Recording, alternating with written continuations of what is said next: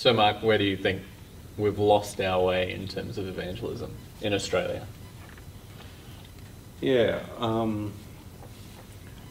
it's a hard one for me because it feels to me as though historically Australia has always seemed to be evangelistically a hard nut to crack. If you go back to the 19th and early 20th centuries, when English evangelists and American evangelists would come to the States, they'd often be quite surprised at how hard a ground it was, and just the lack of responsiveness compared to what they were used to at home. Nonetheless, having said that, it does feel to me, listening, while I don't have concrete evidence for it, anecdotally it does feel to me as though we do seem to have gone backwards a bit in the last 5 to 10 years. So there definitely seems to be something that has shifted, and not in a positive direction, evangelistically. So what do you think shifted? Because you could say, back in the 1950s, whenever Billy Graham came, the biggest crowd ever at MCG, like 140,000 people there, and then you come up into the 1990s, whenever, in the 2000s, whenever Franklin Graham comes, and there's half-empty stadiums, and there seems to have been something that happened 50 years ago, which has definitely shifted in our society today. What do you think that might look like? Yeah, so there's definitely a shift in terms of what techniques work. So the big go to a stadium kind of thing just doesn't work, and that seems to replicate what's happening more broadly in society. We took our boys to a circus last year, and it was completely different from any circus I had been to in the past. And even with the whole way they changed it, they still clearly were hard pressed to actually make it financially viable. People just weren't interested in going to a tent to see something live. This is not Cirque du Soleil. This was just old school. This is old school circus, and and they were deeply grateful for the few of us that turned up for it. So it's clear that structurally what we have to do, the techniques that work, have shifted a lot since the Billy Graham era. And so there's obviously an issue just there, which is our society is changing how it relates, which means how you go about trying to create the context where the gospel can be heard requires new skill sets and new thinking. But it also seems that there's a greater level of disinterest and possibly even antipathy towards the gospel compared to 50 years ago. And I'm not confident that we've entirely internalised that. And it seems to me that's possibly part of what's going on.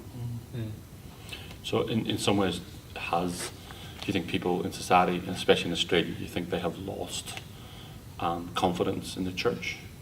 Or even they believe that the church is irrelevant, has nothing really to teach them, nothing really to say to them. But even before that, do you also think that people have, they just feel little or any connection at all with Christians or with the local church, or we've lost the confidence of our culture? Probably a bit of all of that. I think we're now getting up to second, third, fourth generation of people who have had no contact with church. And so we had a guy on Sunday who came to church because in the last couple of months he'd moved from being an atheist to becoming convinced that God exists because of his battles with trying to get over addiction, and decided he had to try and to connect with God, and so came to church. And he looked on our website to see what time church was, and all it said was just that we meet at certain times. And so he tried to turn up on the Saturday because he didn't realise that churches meet on Sundays. Wow. We never thought that we needed to actually specify the day on which church occurs. So there's definitely some of that. That kind of just base level knowledge is just disappearing. But it does seem to be part of the nature of the society we have is that pockets are different from other pockets. And so you can find some pockets that have a very warm and affectionate relationship to us or trust with us, and others that are just militantly hostile. It's very much a mixed bag. But I think overall, it feels like things have gotten cooler. it's moved one or two notches in a cooler and less positive kind of direction. And there's probably a range of factors to that. The issue to do with the Catholic Church and the sex abuse scandals there, the way in which the Church completely is sticking out apart from and tracking differently from broader society on sexual behaviour, not just with same-sex but also with heterosexual sexual behaviour. But there's a number of issues like that I think just strain things a bit. So then, do you think there is a case then that because of that, maybe that's one reason why we therefore retreat into our shell? Have we lost the ability to? I mean, because I think there's one thing I think that we've lost is that we've lost the ability to deny self, to pick up our cross, and to follow Christ in the area of mission and in the area of evangelism. That I think Rico Tice talks a little bit about crossing the pain barrier.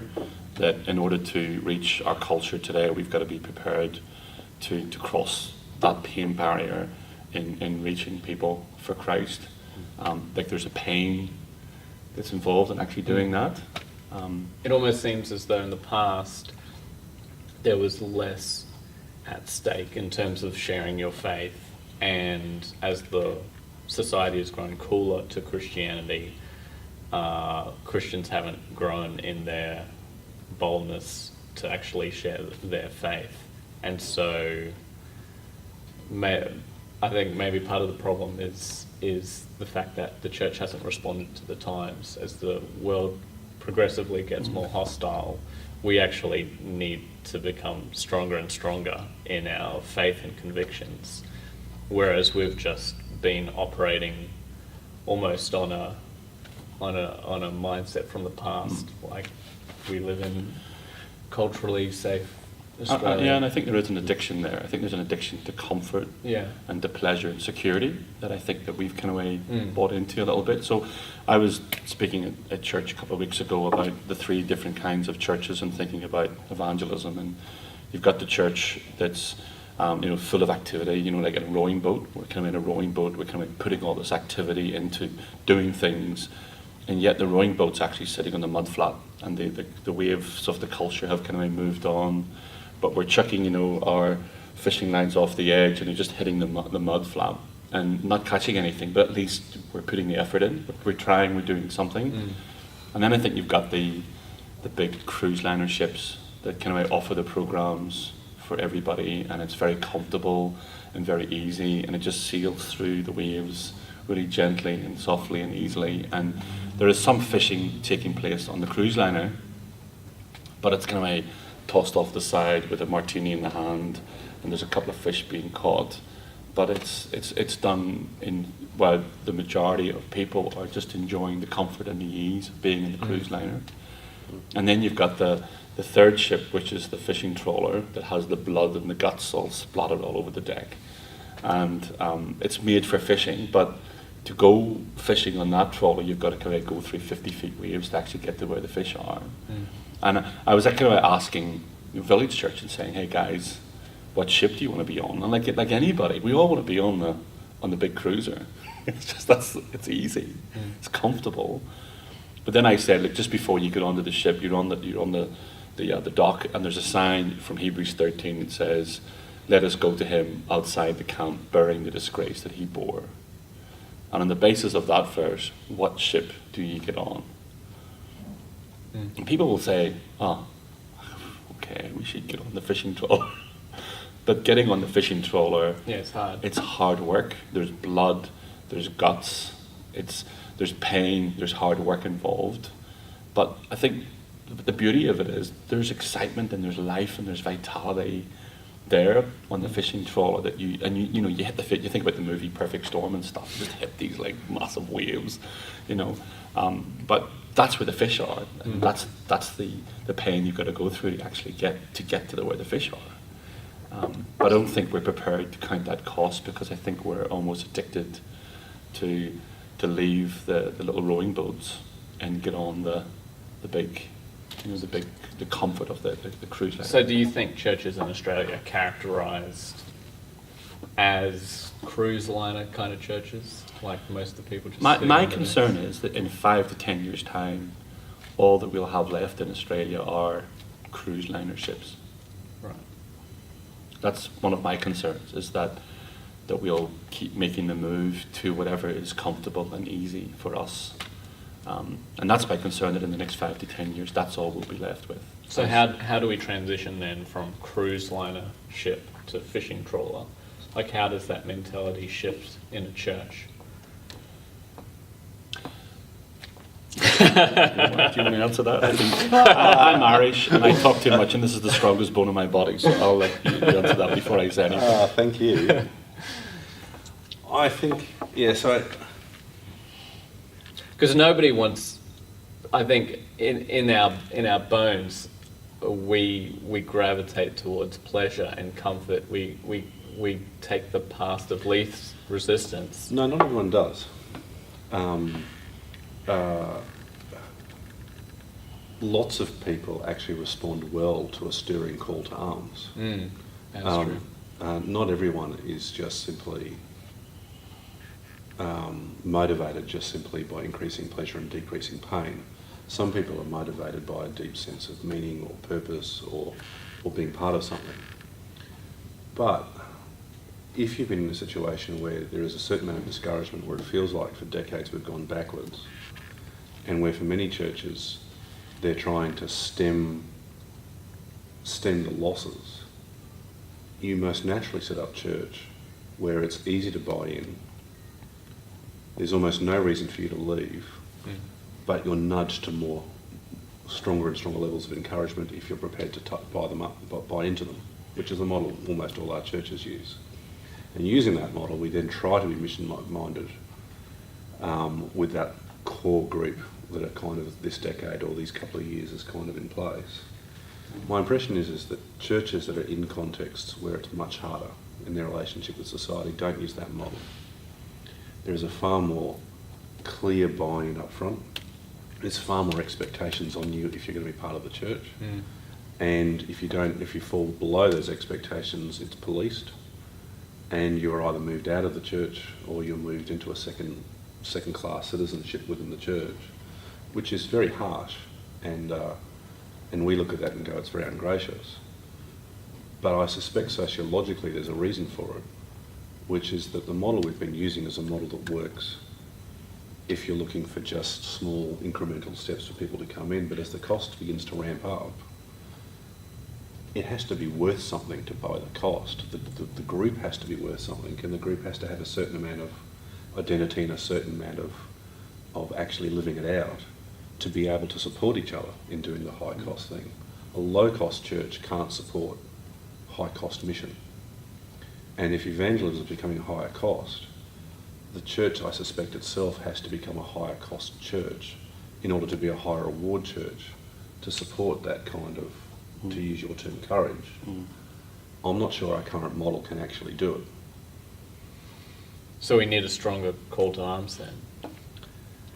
Yeah, I think it's part of a broader thing, but it can't just be a stronger call to arms. I think we're probably going to have to take church discipline a lot more seriously. I think there's just a whole raft of things that just has to shift. At the moment, I can try and have most of my dreams to be a certain amount of financial wealth, a certain amount of economic security, a certain amount of career path for my kids, and Jesus.